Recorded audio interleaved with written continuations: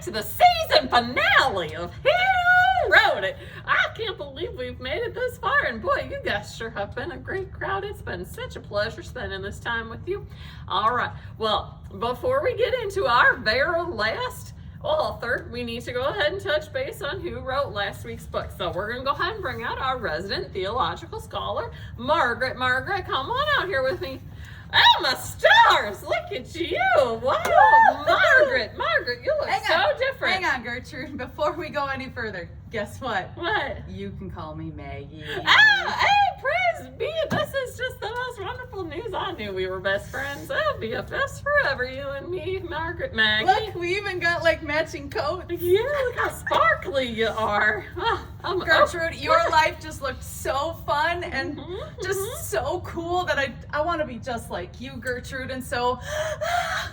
Well, shucks. I'm so flattered. That's just so kind. Woo. All right, well, Margaret, this is Maggie. Maggie, this is a lot. My goodness. Okay. Well, Maggie, did you guess correctly last week's authors of the book? So if you remember, he wrote 5 books of the New Testament, 4 of which had his names. He was the disciple closest to Jesus' heart, and he was quite young, maybe even a teenager. Yes, absolutely. So, Margaret, tell us a little bit. This week's author on Who Wrote It? Yeah, look at you. Oh, my stars. I watched you so closely. It's John. You are correct. You are correct. All right, Maggie, go ahead and tell us a little bit about John. Do you know any other fun facts? I do, other than the ones that you just shared with us. Did you know that John was the only disciple to die a free man?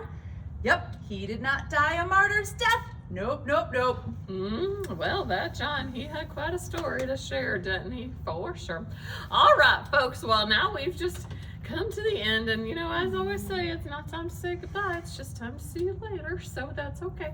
But we are come to our last and final author here on Who Wrote It? So folks at home, we're gonna do things just a little bit different this week.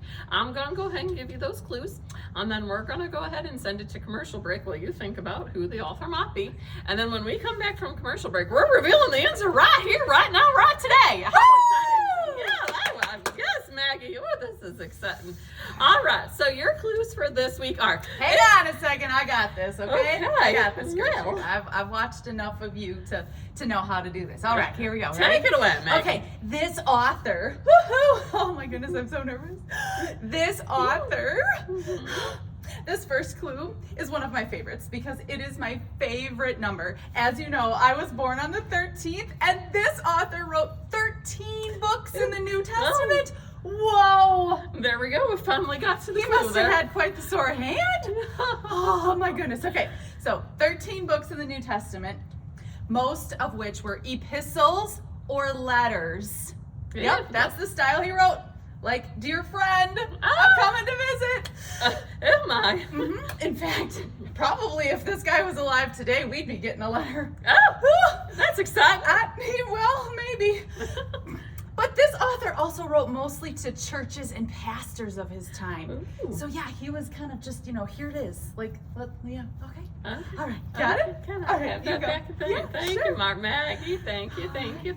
All right, folks at home, as we said, this is the last episode of Who Wrote It? So we're going to go ahead and take a small little break, and when we get back from commercials, you're going to go ahead and have those answers, and our resident theological, our very, very wise woman and professional woman is going to have the answer for us. All right, well, here we go. Okay, so you go ahead and just take a second and think about your answers, and we are gonna hang on. We hope that you enjoy this commercial message. We'll be right back with the answer. I've always wanted to say that. And you did such a great job there, Maggie.